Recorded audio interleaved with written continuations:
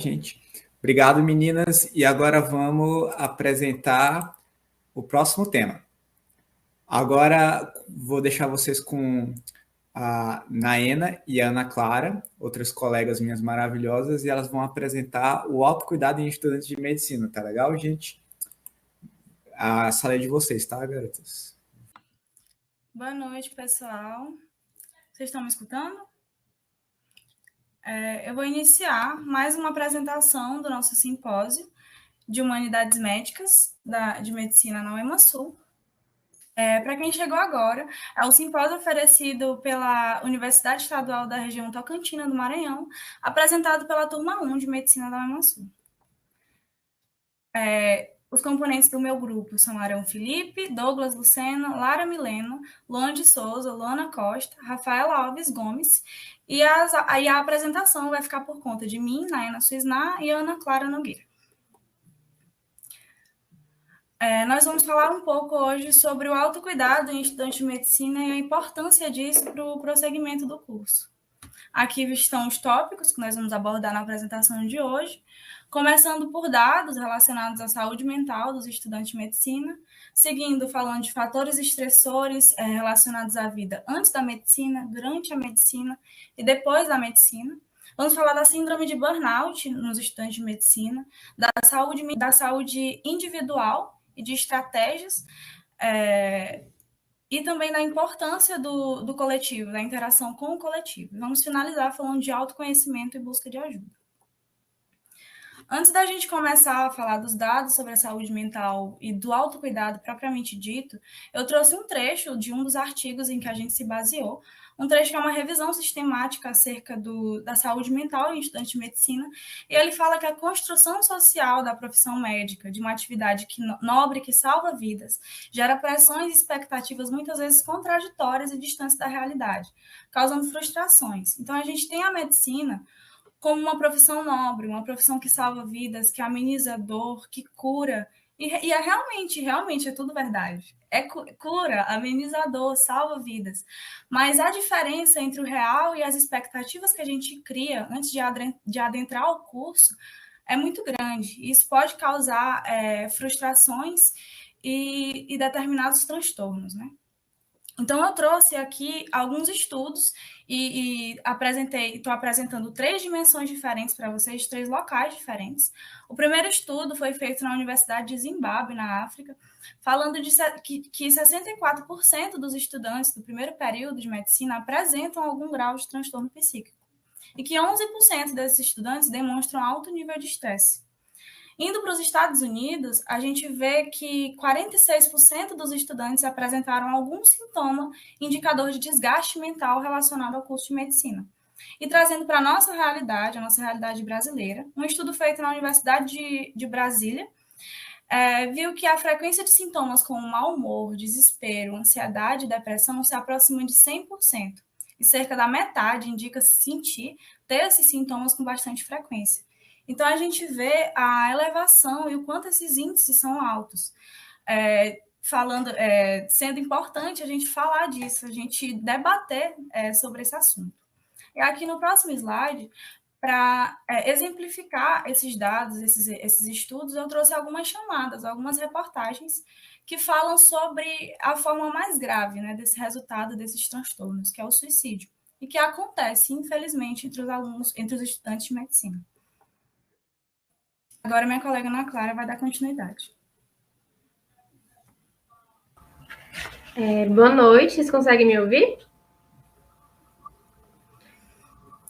Bom, como a Naena falou, o fator de analisar a saúde mental dos estudantes devido à grande quantidade de alunos acometidos por problemas psicossomáticos, gera algumas consequências para analisar o estudo, entre os quais a gente tem que analisar os fatores estressores que levaram aqueles alunos a chegar naquele estado de estresse muito grande, que vai culminar em doenças que eu vou falar de forma sucessiva. Uma das frases que chamou a atenção da gente durante a leitura da nossa literatura foi que o cuidado com a saúde do aluno potencialmente repercute na formação do futuro médico. Isso é verdade, Você cuidar de um aluno para ele se tornar um bom médico significa você criar um médico para cuidar bem de pessoas. E esse é o fito da nossa disciplina. A nossa disciplina é Humanidades Médicas. Nós queremos ser, e a universidade está nos proporcionando uma disciplina para nos tornarmos humanos. E aí, dentre os fatores estressores, a gente elencou alguns que são de suma importância para a discussão. E aí, começando pelo vestibular, que por si só é um fator muito estressante, a concorrência, que também é gerada pela a quantidade muito pequena de vaga para muitas pessoas querendo se tornar médicos. A adaptação para uma vida nova, depois do vestibular, depois que você é aprovado, depois que a gente tem aquela euforia da aprovação, que é um momento ímpar nas nossas vidas.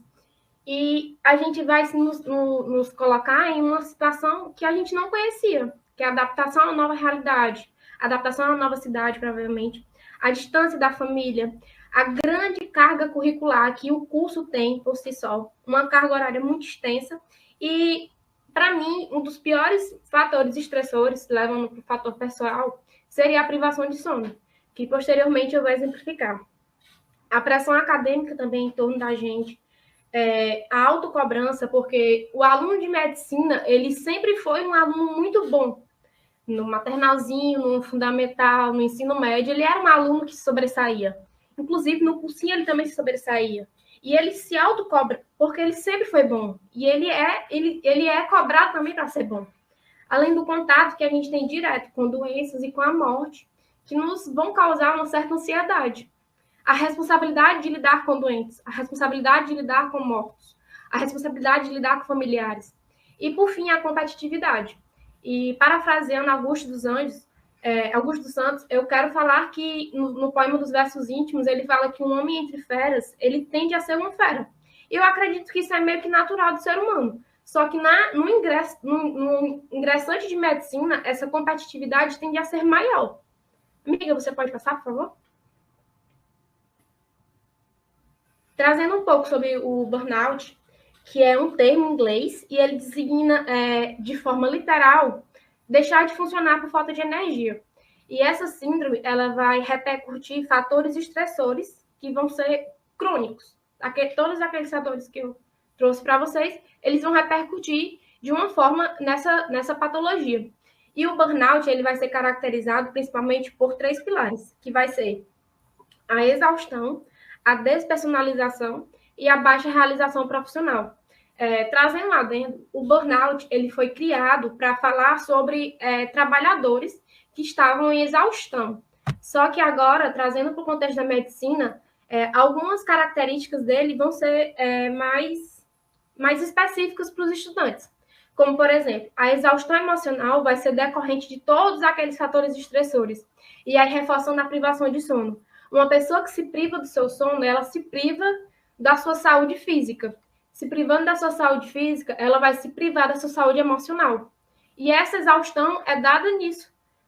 Você sentar e não conseguir estudar, você sentar e não conseguir terminar de ler, você sentar e não conseguir entender.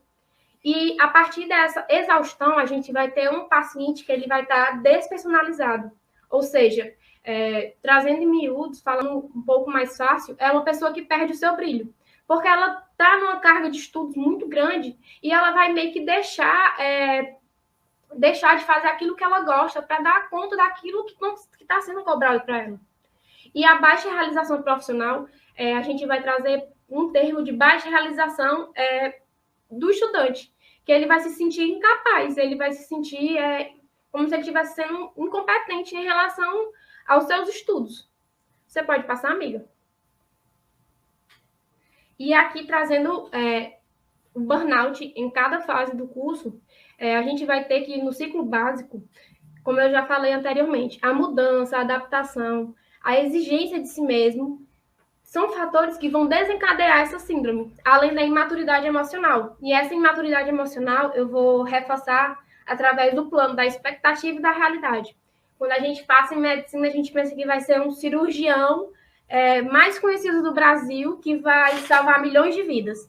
Na realidade, você vai encontrar um curso que a gente, principalmente, né, que somos a primeira turma, a gente lidou com um curso que estava sendo estruturado, um prédio que estava sendo construído, professores que ainda não tinham sido contratados, e por aí vai. Ou seja, foi uma expectativa e uma realidade que foram muito, muito diferentes. No ciclo clínico, essa responsabilidade fica ainda maior, porque além de todas aquelas provas que você tinha no ciclo básico, agora você vai estar em um ambiente ambulatorial. E aí lá vai ser destacado as suas deficiências. Todos aqueles exames físicos abdominais que eu deixei para estudar depois, vai ser cobrado agora. E aí você vai ter a prova e vai ter um ambulatório. E essa carga horária vai ser maior. Então, você vai estar mais exausto ainda mais. Partindo para o internato, a gente vai ter 2 ambientes. Um ambiente de entusiasmo e um ambiente de ansiedade. Ansiedade indo para o lado ruim da palavra. Esse internato ele vai ser permeado pelo um entusiasmo muito grande e também pelo um conforto de você pensar, estudei 4 anos e sinto que agora sei de alguma coisa. E você vai estar mais seguro, você vai ter maior afinidade e, principalmente, ao longo dos 4 anos de curso, você vai desenvolver uma maturidade de você entender que não vai ter como você aprender um livro de semiologia de 2.000 páginas da noite para o dia. E aí você vai desenvolver essa maturidade. E no outro cenário, a gente vai ter a proximidade com a formatura, a pressão para uma residência e um sofrimento psicológico. Como assim? Você vai ter esse sofrimento relacionado com incertezas. Eu vou me formar, mas e se eu não passar na residência? Eu vou me formar, mas e se eu não for um bom médico? Eu vou me formar, mas e se a residência que eu escolhi não for a profissão que me encaixa? E no pós-formatura, a gente vai ter uma oscilação entre o profissional e o pessoal. O pessoal é você não deixar de lembrar que você, antes de ser médico, você era o filho de alguém, você era o amigo de alguém, você era o amor de alguém. E o profissional, que é quando você coloca aquele jaleco e todas as suas concepções ficam do consultório para fora. Como o Lázaro explicou anteriormente, se o meu paciente chegar falando, eu sou bandista e eu rezo para Exu para me curar, e eu sou católica e eu acho que Exu não existe, e aí o que é que eu vou fazer? Minhas concepções são minhas concepções. As concepções do paciente são as concepções do paciente. Mas isso vai permear uma certa confusão mental na gente ainda. E a inconstância da carreira. Nós somos instruídos a curar doenças, a curar pessoas, a livrar pessoas de moléstias, a acertar diagnósticos, a acertar medicamentos. E quando a gente erra? Então, a gente está numa constante inconstância. Você acerta ou você erra, você acerta ou você erra. E isso vai permear toda uma pressão social, que eu vou estabelecer pela seguinte frase, que eu e a Naena a gente pensou quando a gente estava estudando. Quem é que vai cuidar de quem cuida? E é uma frase que vai ficar aí na cabecinha de vocês durante toda a apresentação. Eu vou dar a palavra agora para a Naena e, posteriormente, eu venho voltar para concluir a nossa apresentação. Certo. Dando continuidade a isso que a Ana Clara falou, e a síndrome de burnout, colocando mais um estudo aqui para exemplificar, dessa vez um artigo que a gente usou como base, falando sobre a prevalência da síndrome de burnout nos estudantes de medicina. A gente viu esse realizado na Faculdade de Ciências Médicas de Minas Gerais, que de 489 estudantes que foram analisados, 17,4% tiveram um diagnóstico da síndrome de burnout. E essa síndrome, como a Ana Clara falou, ela começa durante o ciclo básico, existem índices dessa síndrome durante o ciclo básico e continua ao longo dos anos, ao longo do curso. Isso por conta da sobrecarga, da pressão acadêmica e da pressão psicológica, porque a gente tem, como ela falou, uma maior responsabilidade em diferentes áreas do curso. Então, o estudante de medicina, durante o curso, ele precisa se adaptar a rotinas que são diferentes. O ciclo básico ele é diferente do ciclo clínico, que é diferente do internato, que é diferente, os estágios são diferentes, os campos de estágio são diferentes, as áreas são diferentes. Então, a gente tem diversos processos de adaptação.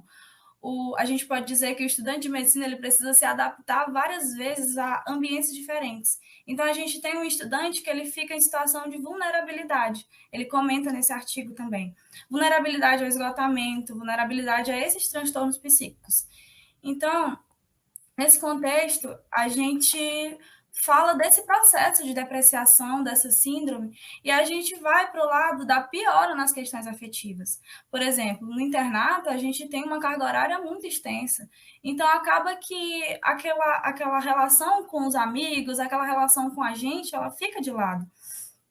Então, nesse slide eu vou comentar um pouco sobre a importância desse autocuidado, dessa saúde individual, indo do micro para o macro.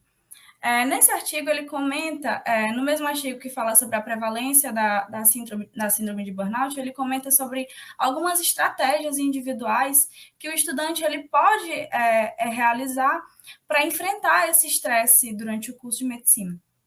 E aqui eu trouxe 3 tópicos que podem parecer simples, mas é que a gente acaba deixando de lado durante o curso. O primeiro é a organização do tempo, a importância de diferenciar os seus hábitos pessoais dos seus hábitos acadêmicos e o quanto a possibilidade de planejar o dia, planejar a semana, planejar o mês pode ser importante. Além disso, a gente tem aqui o tópico de resiliência, que é como a Ana Clara comentou. Não dá para a gente aprender um livro de semiologia, de patologia hoje e amanhã apresentar ele em 1 hora. Não dá. E que dá tudo bem. A gente tem que mudar essa forma de enfrentar as adversidades que o curso oferece. E por último, mas não menos importante, a importância da gente fazer o que a gente gosta, a importância de não deixar de lado os nossos hobbies. E aqui eu trouxe alguns que são tão importantes quanto a nossa parte acadêmica, né? Então aqui a gente fala da necessidade de valorização do autocuidado, de cuidar da gente. Entender que antes da Naena e da Ana Clara, estudantes de medicina, tem a Aninha que gosta de conversar, que gosta de cozinhar, que gosta de comer, que gosta de sorrir com os amigos, e que tá tudo bem, essas duas pessoas, a estudante e a Naena pessoa, elas conseguem coexistir e que tá tudo bem, é só aprender a dosar. E aqui, falando do macro, a gente vê da importância da interação com o coletivo, do quanto é importante essa interação entre as pessoas do curso, os amigos de fora, a família. E aqui a gente fala da realização de atividades de esporte e lazer para a manutenção de uma vida saudável. E o quanto é importante essa participação nas atividades recreativas e de lazer. E aqui a gente trouxe a logo da nossa atlética, que é para dizer que a turma de medicina da UEMASul, as turmas agora, oferecem esse processo de recreação, de lazer, e a gente criou a Sombria, que vem nos dando muito orgulho durante esse curso. E aqui, para finalizar a minha fala, eu deixo uma pergunta que um amigo meu me fez e me deixou muito pensativa, que é: qual foi a última vez que você fez algo que gosta muito sem se preocupar com a medicina? Qual foi a última vez que eu, por exemplo, que meu hobby é maratonar uma série em um sábado? Qual foi a última vez que eu fiz isso sem me preocupar com a quantidade de coisas que eu tenho para estudar? Qual foi a última vez que a Ana Clara passou um dia cozinhando sem se preocupar com todas as responsabilidades do curso? Então é isso e muito obrigada. A Ana Clara vai dar continuidade.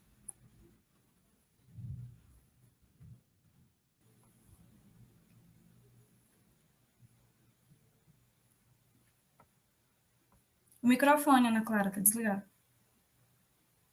Ui, desculpa. Para finalizar a nossa apresentação, eu vou falar um pouquinho sobre o autoconhecimento, que uma alta proporção de estudantes de medicina sofrem com, e aí a gente vem para alguns dados. 28% deles tendem a sofrer com depressão, quase 4% com ansiedade e, chocante, 50% deles sofrem de burnout. E como a Ana explicou e eu falei durante a nossa apresentação, o cuidado e o autocuidado com o estudante de medicina é algo que tem que ser reforçado. Além de você, consigo mesma, a instituição de ensino deve ofertar também para esses estudantes um pilar que os apoie, que não ofertar apenas aquela disciplina que vai me ensinar semiologia, como a UEMASul faz.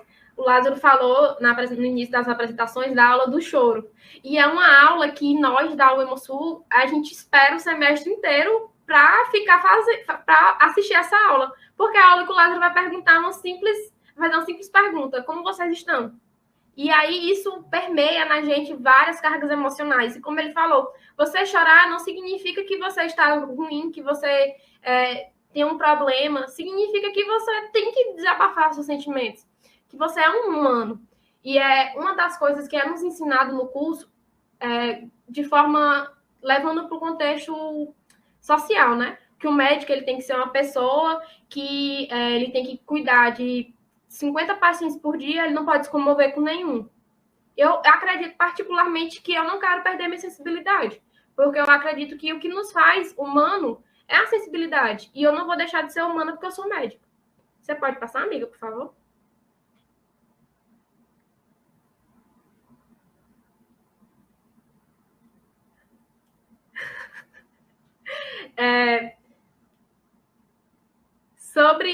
Sobre buscar ajuda profissional, a gente vai dosar duas situações: a sobrecarga teórica de práticas e estudos e a sobrecarga emocional do contato constante com as doenças. E aí, isso tudo vai nos acender uma lanterninha. Eu estou precisando de autocuidado? E aí que você vai refletir sobre perceber a sua fragilidade. Antes de ser um estudante, antes de ser um profissional, eu sou um ser humano, eu sou frágil também, eu também choro, eu também sinto dor, eu também sinto fome, eu também sinto vontade de dormir. E como a Naina falou, né? A frase que a gente sempre fala, e tá tudo bem, mesmo. Você não vai deixar de ser humano porque tá estudando, não. E também atentar-se ao ambiente estressante e adverso em que você se encontra. A sala de aula, por si só, como eu falei, né? Citando Augusto dos Anjos, você vai estar numa sala de aula com pessoas extremamente inteligentes e que eles vão estar sempre falando algumas coisas que você nunca nem ouviu falar. E aí você vai ter que entender que aquele ambiente é competitivo, aquele ambiente é adverso, aquele ambiente vai te gerar um estresse. Quebrar também essa normalização que a gente faz pelo sofrimento do curso. Não é normal você passar uma semana sem dormir. Não é normal. Isso já é patológico. Você já tem que ir a tentar. Como é que eu posso resolver isso? Eu posso me organizar? Eu preciso de um psicólogo, eu preciso de uma ajuda psiquiátrica para tentar me organizar. E também, eu acredito que esse seja um dos conselhos que a gente vai dar de uma forma mais sincera, que é priorizar-se. Porque não é o seu pai, não é a sua mãe, não é o seu irmão, não é o seu namorado, não é o seu amigo. Todos eles vão gostar muito de você, e vão ter você como alguém especial na vida deles. Mas a pessoa que tem que cuidar mais de você e priorizar mais você é você mesmo. Então é isso, gente. Se priorizem, cuidem da saúde de vocês. Não fiquem doentes para cuidar de doentes, porque isso não faz sentido, né? E aí a gente já mostrou que um dos pilares para a gente se tornar bons profissionais, bons médicos, é a gente ser bom estudante, né? Não adoecer durante a trajetória, não se perder durante a trajetória. Amiga, você pode passar, por favor? Essas foram as referências que a gente utilizou para o nosso trabalho. E eu também me disponibilizo junto com a Naena para responder qualquer dúvida que vocês tiverem durante a nossa apresentação. Ou se alguém quiser chamar no privado também, a gente também está disponível. Pode passar, amiga? E aqui a gente encerra a nossa fala e agradece pela atenção de todos. E boa noite e continue aí no simpósio, que ainda vai ter muita coisa importante e muita palestrinha boa para vocês.